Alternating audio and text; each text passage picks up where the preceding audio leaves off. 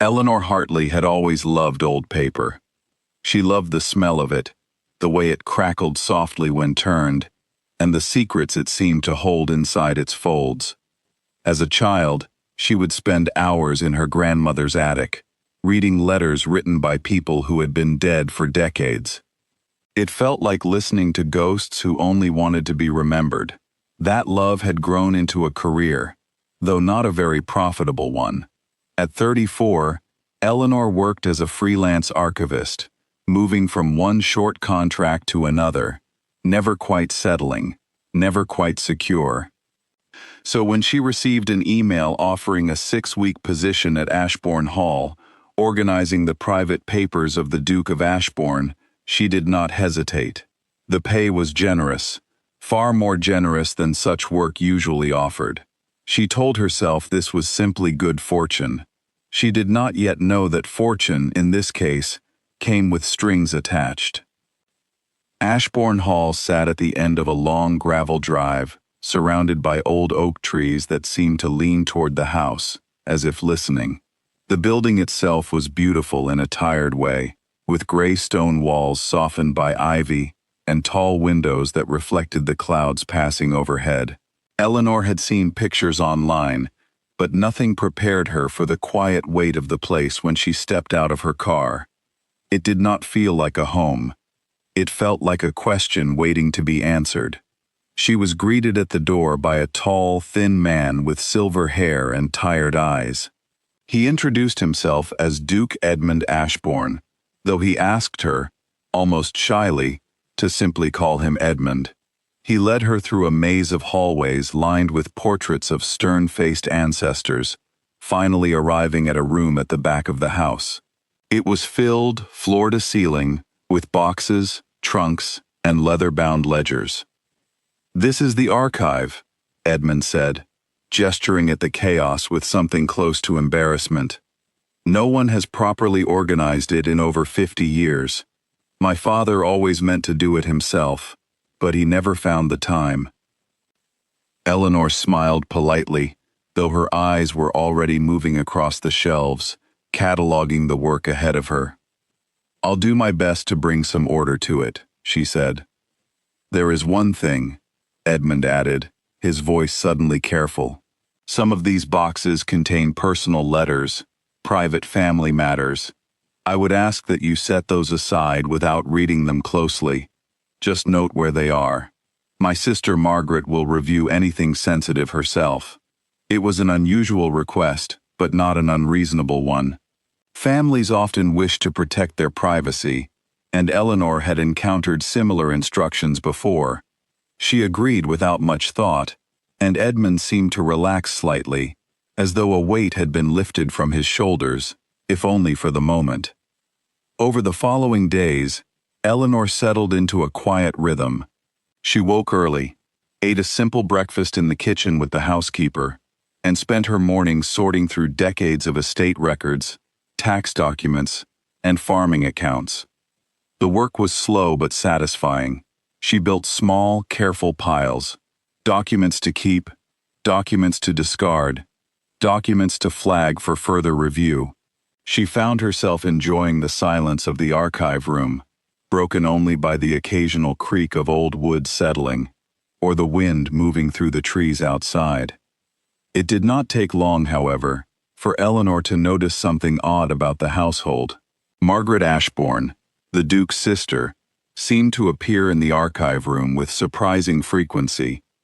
She would arrive with some small excuse, asking if Eleanor needed tea, or if the heating was working properly, but her eyes would always drift toward whatever papers Eleanor currently held.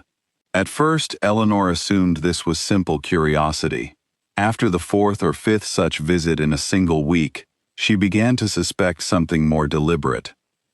There was also Thomas Reyes, the estate's land manager, a broad-shouldered man in his 40s with an easy laugh and sun-worn hands. Unlike the Ashbournes, Thomas spoke freely about the family, though always with a certain caution, as though choosing his words carefully from a long list of things he was not supposed to say.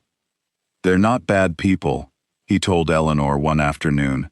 as she took a break to walk along the estate's gardens. "Just careful. Old families like this one carry a lot of history. Some of it they're proud of, some of it less so." "Is there something specific I should know about?" Eleanor asked, only half joking. Thomas smiled, but there was something guarded in it.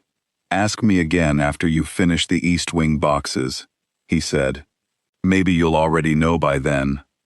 Eleanor laughed it off at the time, but his words stayed with her, quietly turning over in her mind as she worked. The East Wing boxes, it turned out, contained the oldest and most disorganized material in the entire archive. Many of the documents dated back to the 1950s and 1960s, written by Edmund's father, the previous Duke, a man named Henry Ashbourne. Eleanor found business letters, hunting club memberships, and long, dull correspondence about land disputes with neighboring estates. It was tedious work, but necessary, and she approached it with her usual patience. It was on a quiet Thursday afternoon, while sorting through one particularly heavy ledger, that Eleanor noticed something strange.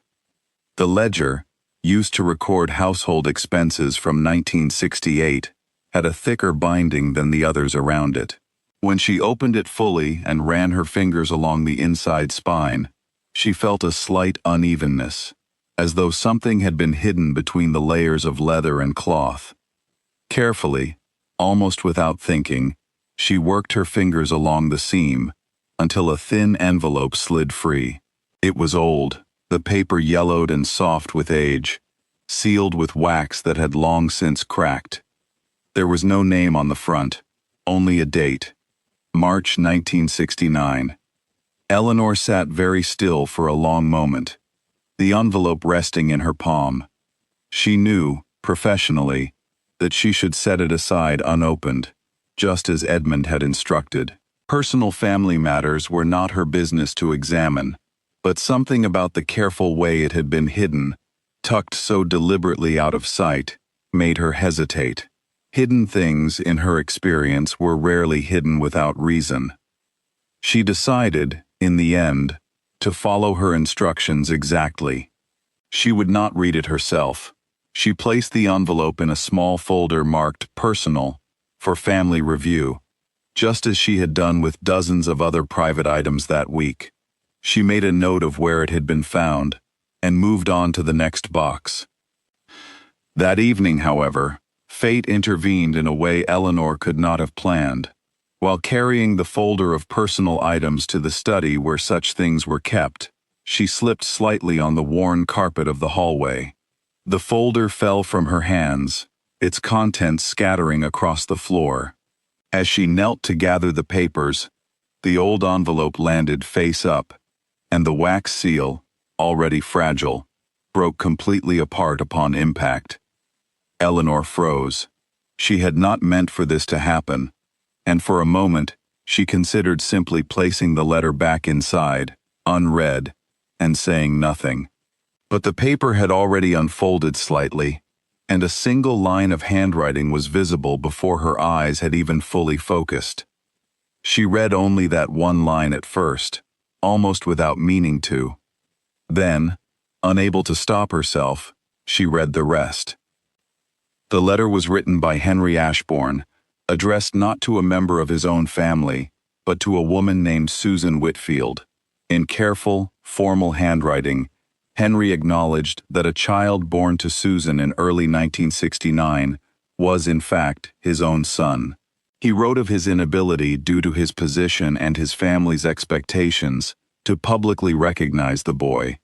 He promised financial support, sent privately and discreetly, and expressed what seemed to be genuine sorrow at the situation he had created. The letter ended with a request that Susan never reveal the truth to the child, for the sake of protecting him from a complicated and difficult inheritance. Eleanor sat on the hallway floor for a long time, the letter resting in her lap, her mind working quickly through the implications of what she had just read. If this letter was genuine, and there was little reason to think otherwise, it meant the Ashbourne family tree so proudly displayed in portraits throughout the house, was incomplete. Somewhere, perhaps still alive, was a person connected to this family by blood, but cut off from any knowledge of where they truly came from. She did not know, in that moment, what she was supposed to do. The following morning, Eleanor made a decision. She could not simply place the letter back into a folder and pretend she had not read it. That would not be honest, and Eleanor valued honesty, even when it was inconvenient. She requested a private meeting with Edmund and was shown into his study just after breakfast. When she placed the letter on his desk and explained, as gently as she could, what had happened and what she had read, Edmund did not react with the anger she had expected.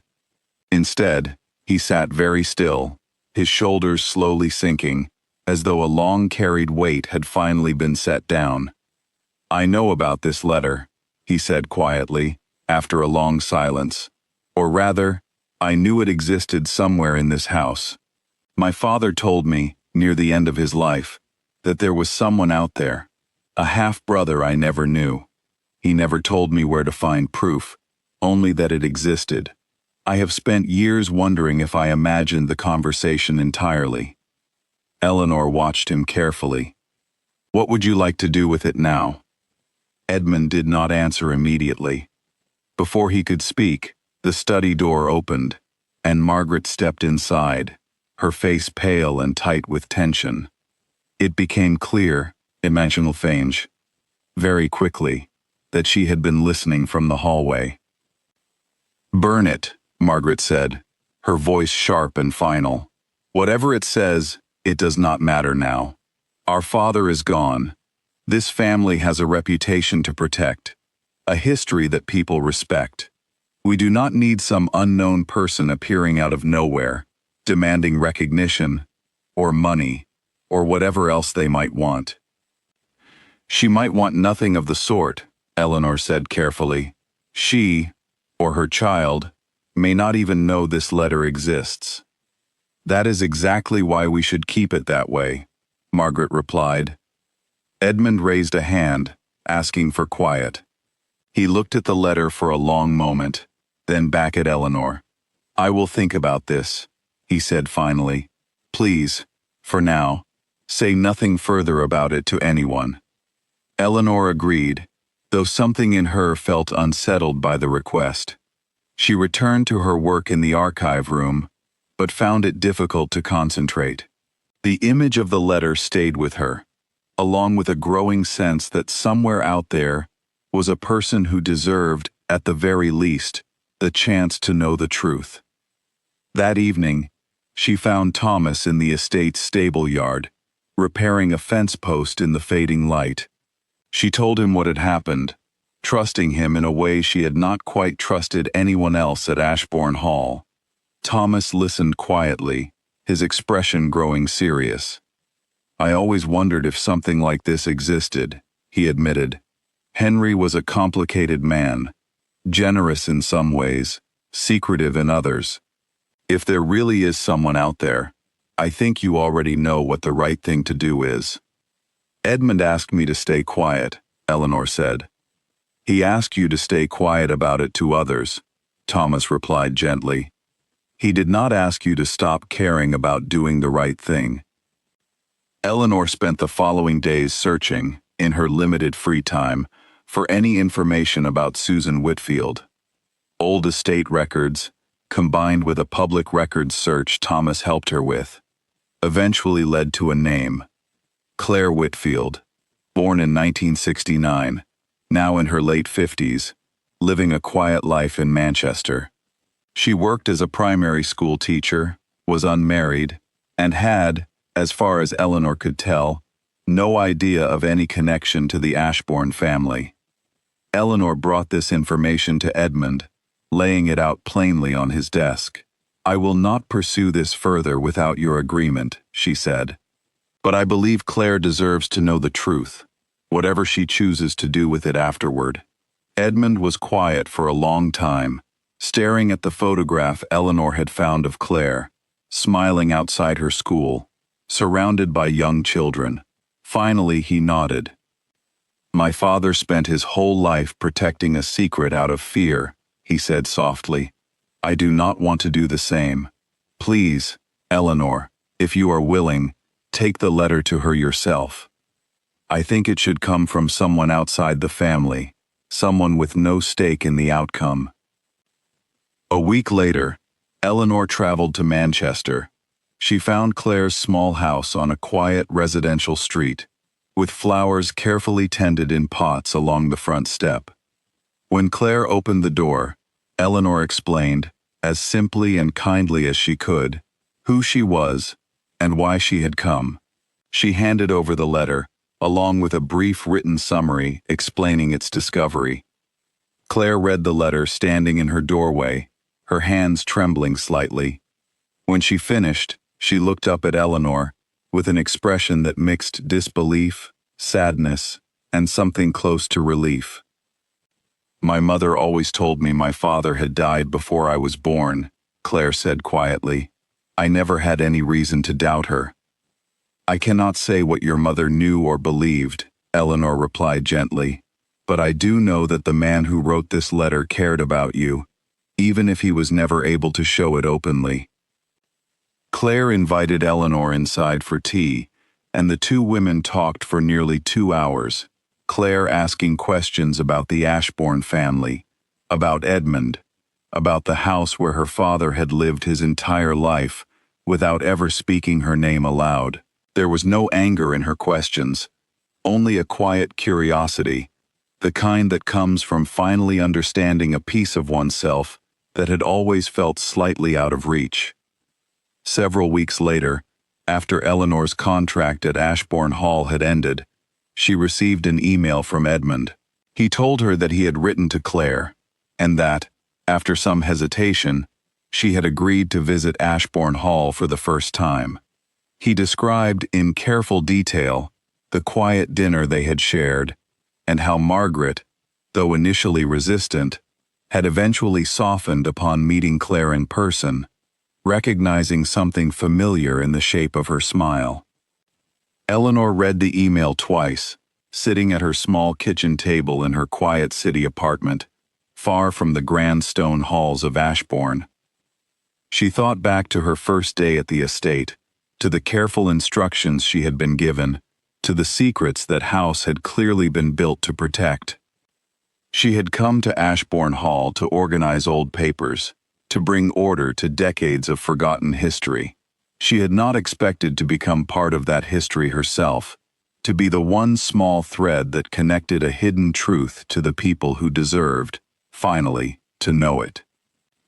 Sometimes, Eleanor thought, the most important discoveries are not found in grand declarations or dramatic revelations, but in the quiet, careful moments when someone chooses honesty over silence, even when silence would have been so much easier. She had gone to catalog history. In the end, she had helped rewrite it, one honest letter at a time.